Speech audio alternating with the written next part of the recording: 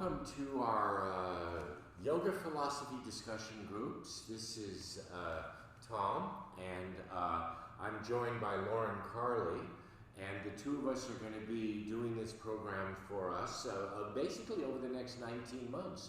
We're going to be studying the Bhagavad Gita, and there are 18 chapters, and we're going to take a chapter a month, but this first week is an introduction. So with that being said, I'm going to turn it over to Lauren, and then I'll do a little talk afterwards. Lauren? All right, thank you, Tom. Well, normally we would start with an opening meditation, but for this particular recording, we're going to move past that. And normally the next 15 minutes would be feedback from the month before. But this first session, I want to go over a few housekeeping, logistics, notes, courtesies, ground rules for the group. We could have anywhere from 25 to potentially 60 or 70 people on these get-togethers. So first of all, if you don't have the standing agenda and the list of topics, get a hold of Tom or I, YogiTom at Comcast.net, Comcast.net, or lbscarley@gmail, and we'll get you a copy of the standing agenda. On the last page of the agenda, are these logistics and housekeeping. First, we're going an hour and a half. If you need a bio break, just take one quietly, and then come back to the session. Please, one person talk at a time. We're putting this out on Zoom as well as the group in the studio. So my job is going to be as traffic control, so to speak, to make sure that everybody that wants to speak has an opportunity to speak. Please, no side discussions. Everybody wants to hear what somebody else has to say. And of course, when we're speaking, we want everybody to listen to us. Respect the scope of the discussion. The world of yoga is almost infinite, but we're talking about the Bhagavad Gita here. So the scope is going to be for the topic of the discussion within the Gita. It doesn't mean you can't mention something else, but I just want to be clear on what our scope is. Respect everybody's questions or comments. We're all on a different path. We're all hopefully headed in the same direction. And then I have some tips and tricks for Zoomers. You might want to take a look at those before you get online and after you get online. I won't go over them here. Now, we're not using chat initially in this discussion. So if you're online and you want to say something, I will have the thumbnail up so I can see everybody, depending on how many people are online. And if I see you raise your physical hand and I know you want to talk, I'll make sure you have the floor. And the same thing for people in the room. Again, depending on how many people we have in any discussion, we may just at least use the hand raise. If you do use your virtual hand raise, I can probably see it, and I'll try to acknowledge that. Please, please, please, if you're online and you're not speaking, mute your mic. If you leave a mic open by accident, and it happens to all of us, don't be surprised if we mute your mic. You can leave your video on or off. These sessions are free. Tom and I are doing these because this is what we like to do. If you're so moved to contribute a little something to help with the cost of these sessions, we'll have a can out on the desk in front here in the studio, or Tom has PayPal and Venmo. They both work. I've tested them recently, and you can do whatever it moves you on PayPal or Venmo. At any time, if you have any questions or comments, you can email either of us or both of us. We're pretty interchangeable. YogiTom at Comcast.net or lbscarley@gmail. Tom, back to you. Thanks, Lauren. Well, this first session is going to be an introduction to the Bhagavad Gita. And the text that we're using is by a gentleman, Eknath Aswaran. He's deceased now. He was a very famous writer of Indian literature. So this is the version, but you don't need to buy this version. There's many options out there. So if you have one laying around the house, if you have one from a friend, you don't need to buy anything. You can use the one you have, and you can follow along nicely. The Bhagavad Gita. It's one of the. There's a few texts that have come down through the ages that have lasted through time, and they're still relevant to our spiritual practice today. Universal spiritual practice. So one of them is the Yoga Sutras, one of them is the Ramayana, and the last is the Bhagavad Gita, the one we're going to look at during this time frame. And why do some texts stick with time and some texts go away? Well, some of them have profound truths, but the reason the Bhagavad Gita has lasted all these centuries, millennia, isn't only that it has supreme, powerful spiritual truths, but it's a good story. It's a good story about a guy seeking the truth in life. Okay, so the setting is important. The setting is a war. There's these two sets of cousins that are fighting each other. One is the Pandavas, which Arjuna and his brothers are a part of that group, and the others are the Kauravas, which is Drishtishara, the blind king. Sanjaya, the person who talks to him, and then Duryodhana is the king or the acting prince of this other Kauravas army. So this is the setting, huge, big thing. These armies and these wars were fairly formal settings, and prior to the war, there was a meeting with Krishna. Krishna is the reincarnation of the Lord, Bhagavan. He's the supreme being in this story, but he is represented as a charioteer. He's Arjuna's, the prince's charioteer. So there's really four main characters. Dhritarashtra, the blind king. Sanjay, the guy that talks to the blind queen. Sanjay is the guy that sees everything and tells the king, and that's basically the text of the whole story. And then Arjuna and Krishna. Arjuna is the prince who's the famous archer who is in a quandary, and that's the story. It's the talk between Arjuna and Krishna. So before the war, the other side, the two sides had a meeting, and Krishna at that point said, all right, you can either have me on your side or my army on your side. And the opposing forces, led by Duryodhana, sorry, sometimes I mess up the words, says he wants Krishna's army. And therefore Arjuna gets Krishna. But one of the deals is this. I mean, Krishna had a pretty powerful army. And the Kauravas had a more powerful army than the Pandavas, Arjuna. And so, but one of the conditions of Krishna working with Arjuna is that he could not fight. He could only advise. But Arjuna knew that Krishna was an enlightened being that could lead them to victory.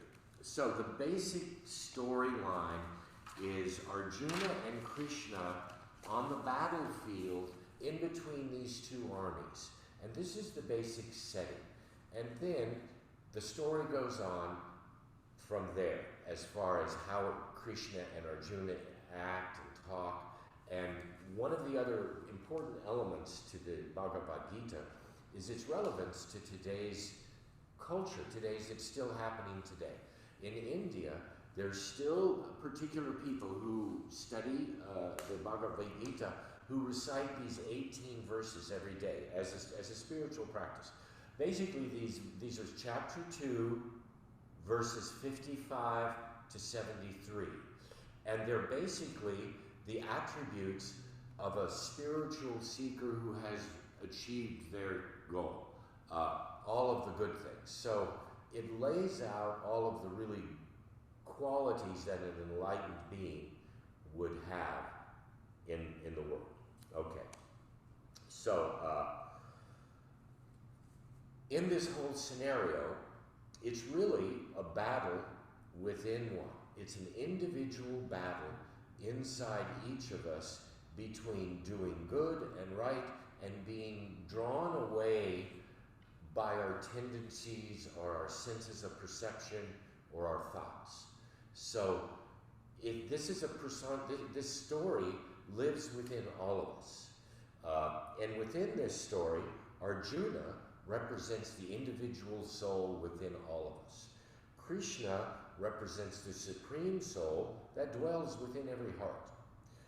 Arjuna's chariot is the body of the individual soul, is the carrier, is the keeper of the individual soul. So, Dhritarashtra is the mind of the individual soul, but the thing about Dhritarashtra is he's blind. So he represents the illusion that we all have that we are not connected to the world around us. This is the basic problem in yoga. Even in the sutras it talks about this. Our individual self feels separate from the group or the community or the world, and that's the illusion, the ignorance. The truth is that we are that thing. So Dhritarashtra, the blind king, represents the illusion that we all have as individual souls.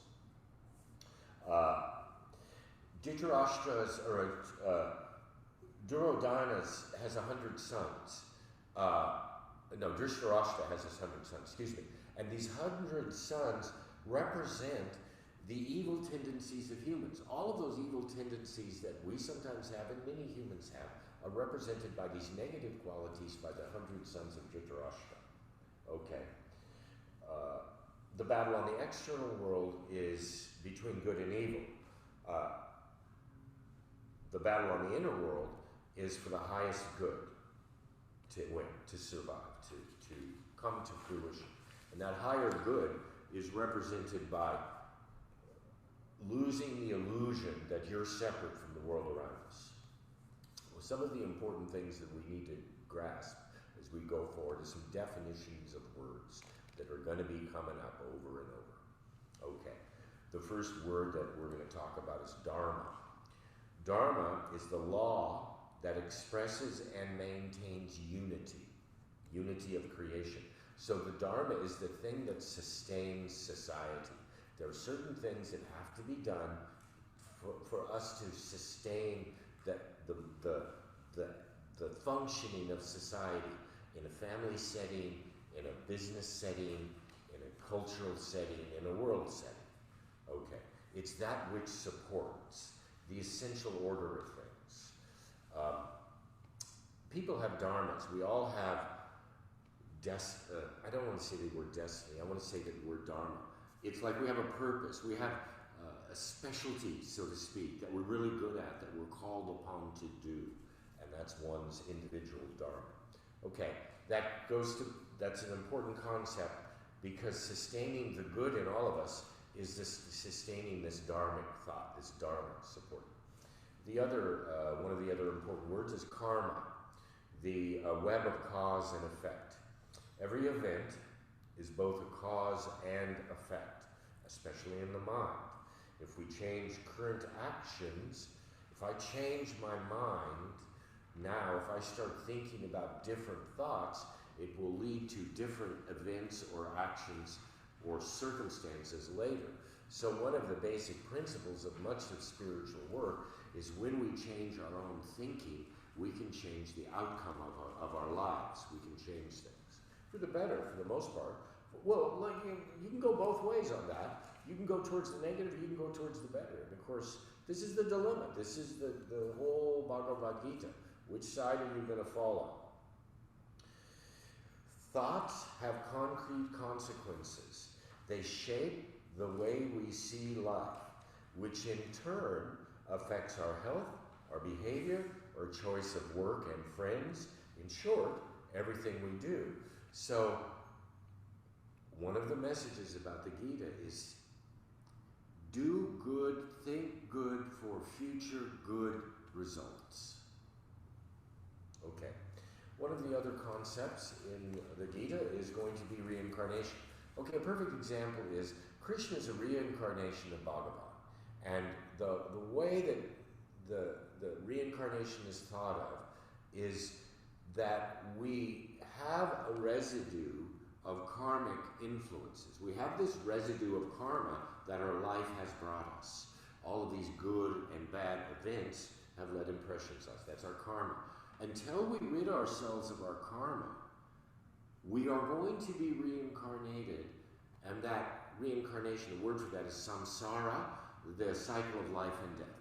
So, one of the spiritual goals is to get rid of our karma so we don't get reincarnated.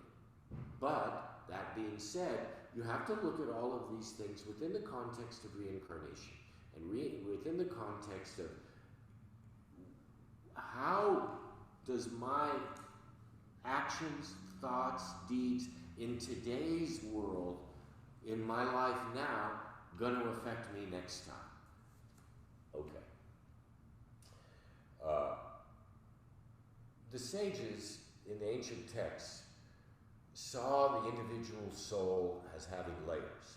The physical layer, the energetic layer, the mental layer, the discernment layer, and the blissful layer.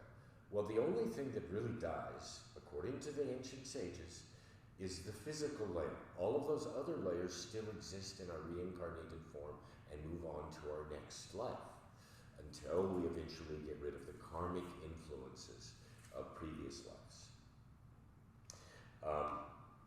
One of the things it has to be, okay, so those are pretty important concepts. Another important two words that play off of each other that need to be understood when you're talking about yoga psychology is prakriti and purusha. Prakriti is everything in nature, everything that exists. Even thoughts are prakriti because they are manifested by the individual. Purusha is this universal self, this big S self that lives within all of us, it lives within all human beings. So this is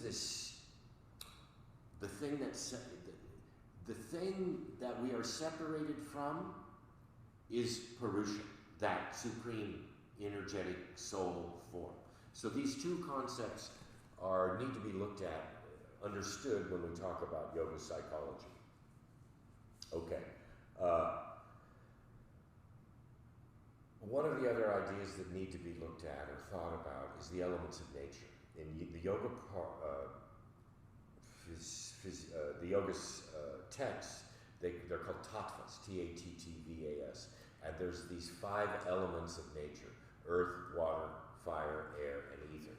And these concepts are oftentimes referred to as it relates to prakriti, and those are the elements that exist within prakriti, is those elements of nature. They're also used in the general yoga asana practice too. Okay. Another important text. I'm sorry I'm downloading all these definitions for you, but we have to start somewhere. We have to have a basic knowledge. Okay. There's something called gunas, Gunas, and these from the ancient sages, these 3 qualities exist within everyone at all times. They're tamas, rajas, and sattva. Okay, what they mean in general is tamas means inertia, lethargy, heaviness, that quality that we have sometimes of inactivity, of dormancy. Okay, and sometimes we have that. We all have pieces of that. The second piece is rajas, and this is energy. This is the thing that gets you going. This is the quality within us that moves us out of this state of tamas. It's activity, basically activity. Okay, the third quality is sattva. Sattva is this illumined state that is the goal of a spiritual practitioner. And since we all are basically spiritual practitioners, our goal should be to move towards a more sattvic state of existence and understanding and contentment. It's basically a state of contentment. But how do we move from tamas to rajas to sattvic state of being? Well, we have to look at the state we're in and do practices that move us from the tamasic state to the rajasic state, and use practices that we learn in the Gita, in the Yoga Sutras of Patanjali, in our yoga classroom, that moves us from a state of rajasic activity into a state of contentment, or luminosity, or harmony. Harmony is a really good word for sattvic thinking too. So there's a progressive evolution as we practice from tamas to rajas to sattvic being. But don't forget, all three of these qualities exist within all of us at all times. So it's just a matter of balancing them for our benefit. Okay. The essence of the Gita is it's a practical handbook for life, a handbook for self-realization and a call to action. It makes most sense when it's practiced. So, the basic message, there are many messages in the Gita, but if I might summarize one thought, it is the practice of selfless service.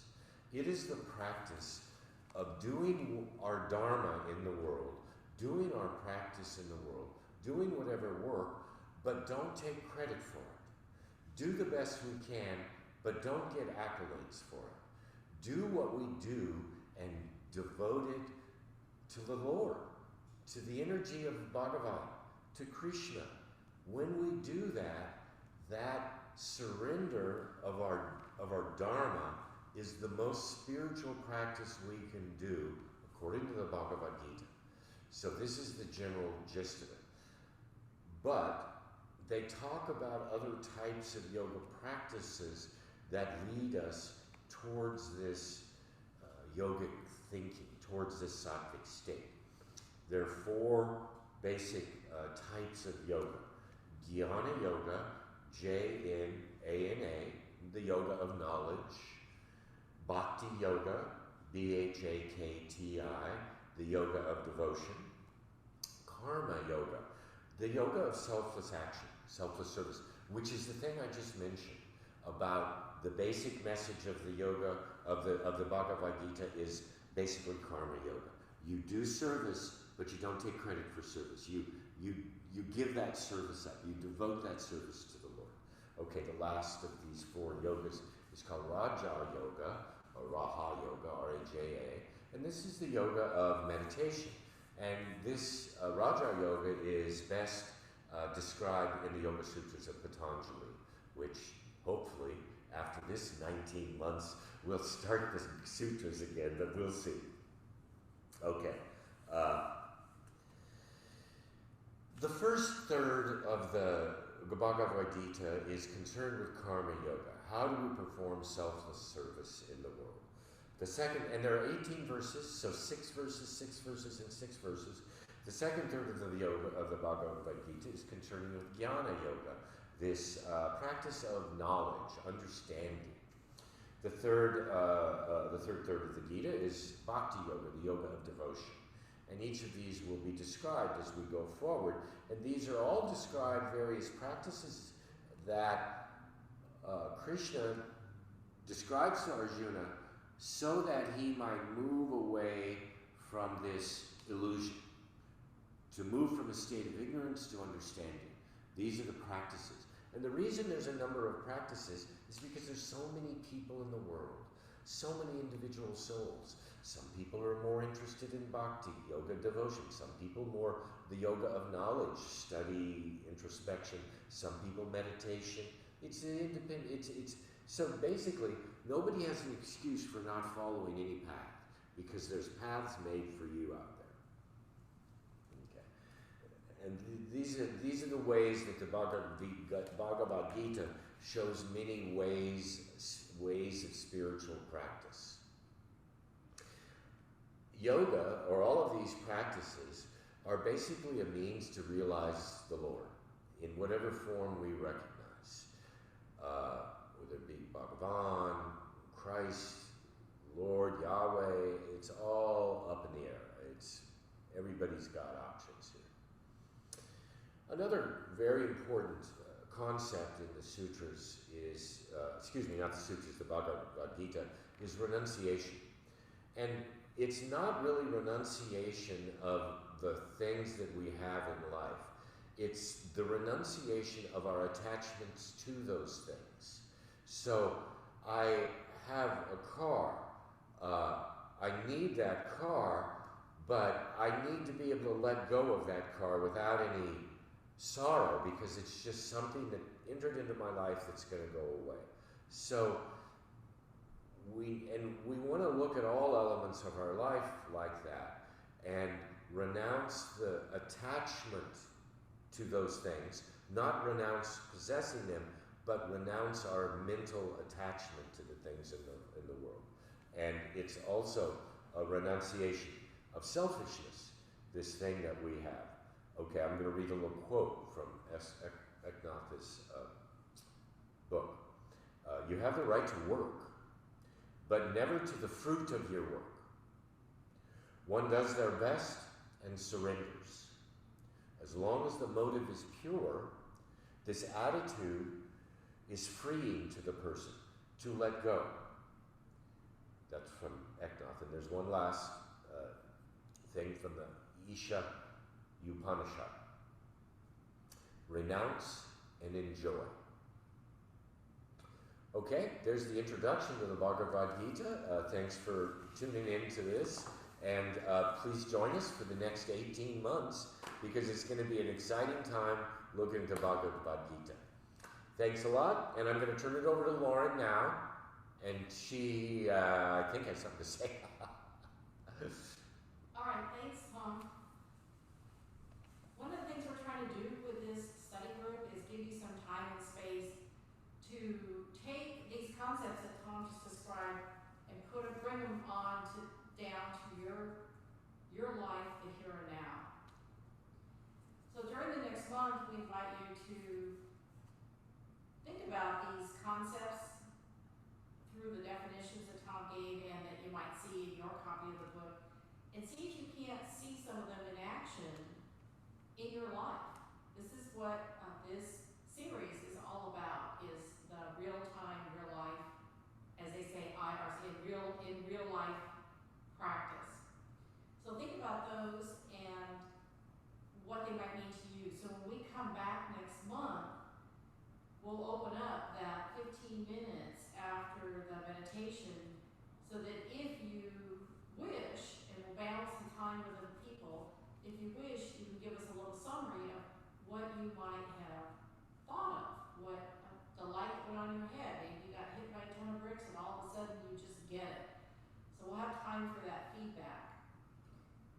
And in closing, I'll turn it back to Tom for what he's also invites you to practice during the next month. Thank you, Lauren. Yeah, I want to offer you a little practice as well. Much of the problems that we have as humans is the fluctuating life we lead. There's one day we wake up happy, one day we wake up sad. 1 hour I'm emotionally high, 1 hour I'm emotionally low. My physical body feels great one day and never another. So one of the goals of the spiritual practice is to even out those experiences so that we feel more consistent, we think more consistent, we act more consistent as humans. So I invite you to look at these fluctuations within your own life. How often does the body fluctuates in its qualities? How often the mind? How often the breath? How often the emotions? So it's a time for self-reflection to see how we can start to work on evening out these qualities. So I thank you, and I urge you to practice and read. Next month we will be discussing the first chapter of the Bhagavad Gita. Thank you. Namaste.